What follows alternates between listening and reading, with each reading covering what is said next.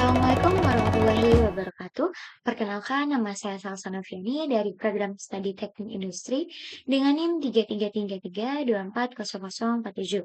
Pada kesempatan kali ini, saya akan menjelaskan mengenai tugas mingguan pada shift 3 di tutorial Statistika 1 dengan modul distribusi probabilitas diskrit. Di sini terdapat soal yang pertama yaitu terdapat rata-rata 2 kesalahan cetak huruf di setiap 5 halaman sebuah buku. Hitunglah peluang akan terdapat 2 kesalahan cetak huruf dari 7 halaman yang diperiksa. Oke, yang harus kita lakukan untuk menyelesaikannya adalah, kita harus tahu dulu klasifikasi mana dari distribusi probabilitas diskrit ini yang termasuk ke dalam konteks nomor 1. Di sini kita disuruh mengerjakan dengan menggunakan software Excel dan RStudio. Untuk nomor 1 ini kenapa, termasuk ke dalam klasifikasi distribusi Poisson? Karena jika kita ingin menghitung peluang jumlah kejadian, kesalahan cetak dalam suatu interval, yaitu halaman, di sini kita mencari, 2 kesalahan cetak huruf dalam 7 halaman. Seperti itu. Sini kita langsung saja, input nilai yang ada pada soal pada tabel, yang terdapat pada template yang diberikan oleh asisten pembimbing, seperti itu. Untuk X-nya di sini kita, yaitu yang kita masukkan adalah yang mau kita cari itu berapa. Di sini yang dicarikan tadi, hitunglah peluang terdapat 2 kesalahan cetak huruf. Jadi yang kita masukkan adalah, yaitu jumlah kesalahan yang diharapkan, yaitu kita masukkan 2.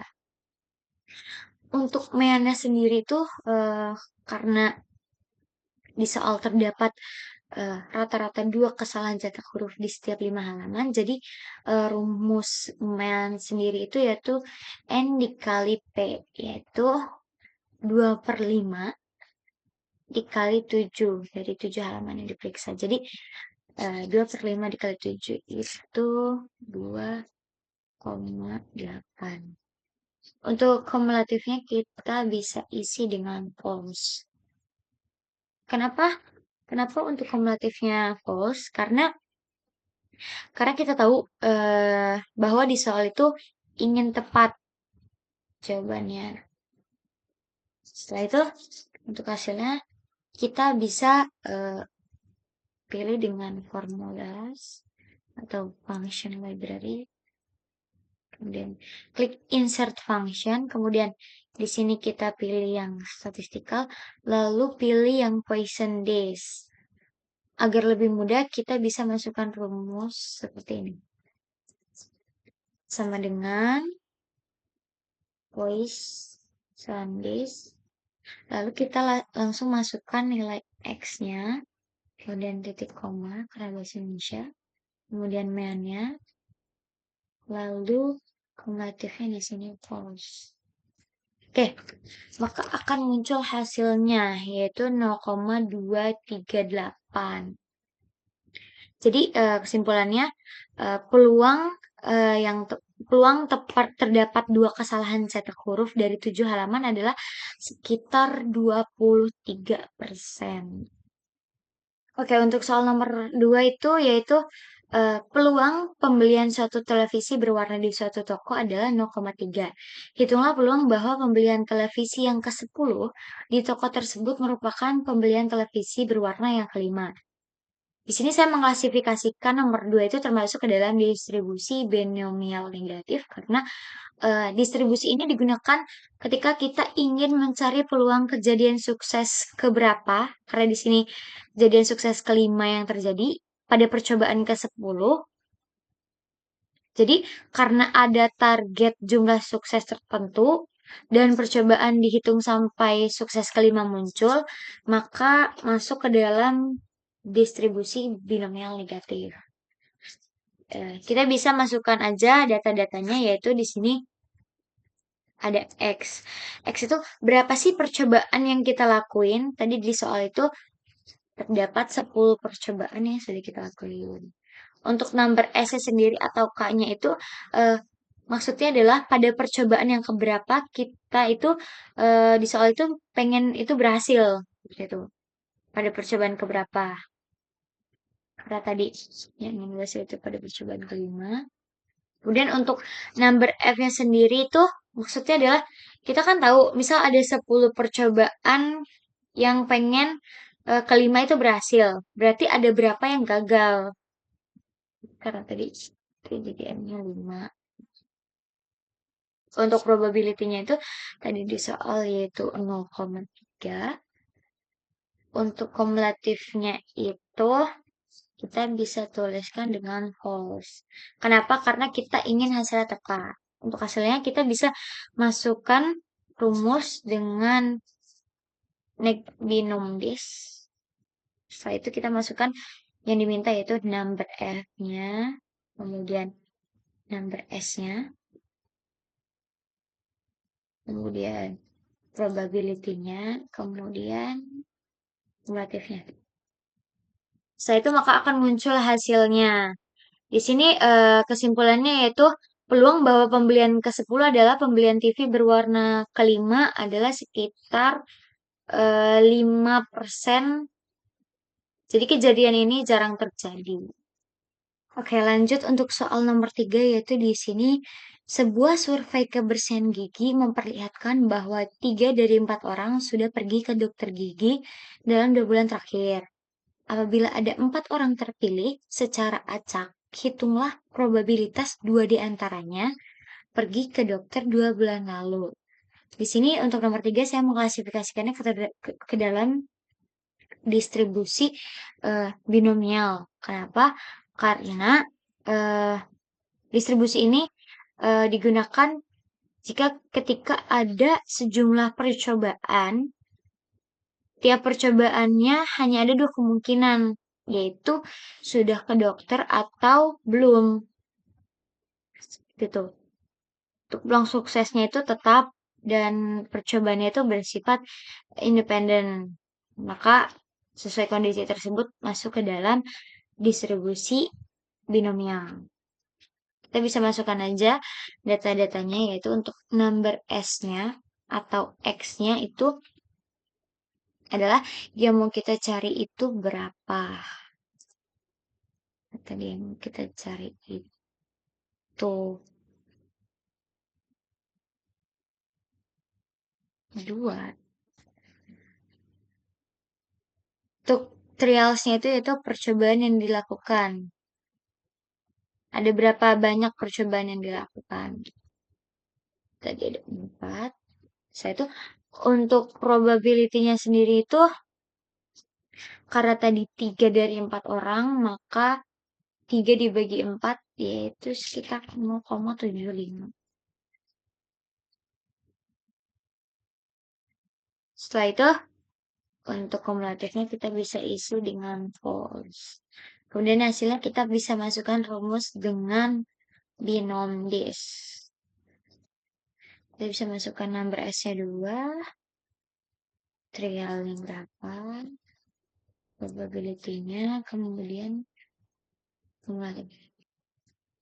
Maka akan muncul hasilnya, yaitu 0,21 sekian. Atau kesimpulannya yaitu peluang tepat 2 dari 4 orang yang sudah ke dokter gigi adalah sekitar 21%. Oke, untuk soal yang terakhir yaitu di sini yang keempat. Dalam sebuah kotak terdapat 7 bola yang 3 di antaranya berwarna merah. Jika dari dalam tersebut diambil 3 bola secara acak, hitunglah peluang terambilnya 1 bola berwarna merah pada pengambilan bola tersebut. Karena di sini sampelnya random, dipilih dari beberapa warna yang diambil itu, kemudian tidak berlaku pengembalian. Makanya kenapa saya menjawabnya menggunakan distribusi hypergeometrik. Itu tadi, jika pengambilannya dilakukan tanpa pengembalian, yang 3 bola tadi, dari populasinya yang terbatas, itu peluangnya bisa berubah tiap pengambilan. Oke, kita bisa langsung masukkan aja data-datanya. Untuk yang pertama yaitu sampel S. Di sini untuk sampel S itu yang pengen kita cari itu berapa? Karena tadi yang ditanya hitunglah peluang terambilnya satu bola berwarna merah, jadi kita masukkan satu. Untuk number sampelnya sendiri itu berapa sampel yang diambil dari keseluruhan? Jadi karena yang diminta 3. Untuk populasinya itu berapa populasi yang ada gitu.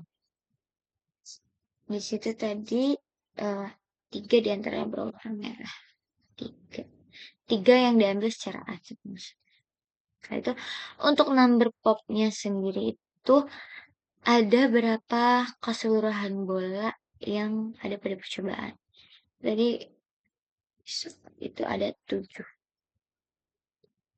Untuk kumulatifnya kita bisa isi dengan false juga karena kita ingin tepat jawabannya.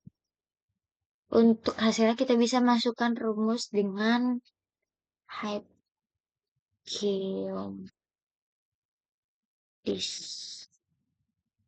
Oke, setelah itu kita bisa masukkan aja yang diminta, yaitu sampel S-nya, kemudian number sampelnya, kemudian populasinya, number popnya, kemudian kumulatifnya.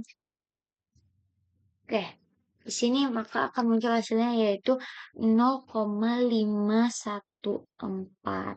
Atau kesimpulannya, peluang terambil tepat satu bola merah adalah sekitar 51%. Jadi cukup besar kemungkinannya.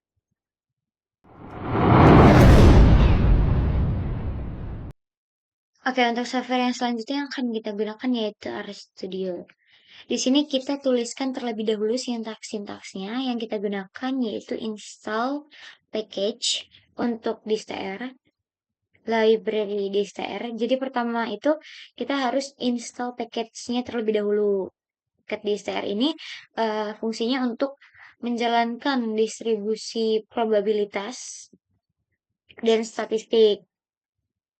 Jadi kita harus menggunakan library distr ini untuk mengaktifkan semua fungsi dan objek yang disediakan oleh paket tersebut. Sehingga kita bisa menghitung distribusi seperti distribusi Poisson, binomial negatif, binomial, multinomial, dan lain-lain. Oke, kita bisa running aja atau install aja package-nya.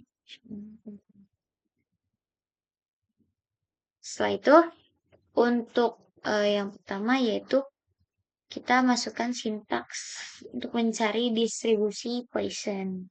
Di sini kita masukkan lambda P atau meannya, yaitu tadi rata-rata kesalahan cetak dalam 7 halamannya, yaitu 2,8 dan X-nya yaitu jumlah kesalahan cetak yang ingin dicari peluangnya. Karena tadi di soal terdapat 2 kesalahan, hitunglah peluang terdapat 2 kesalahan.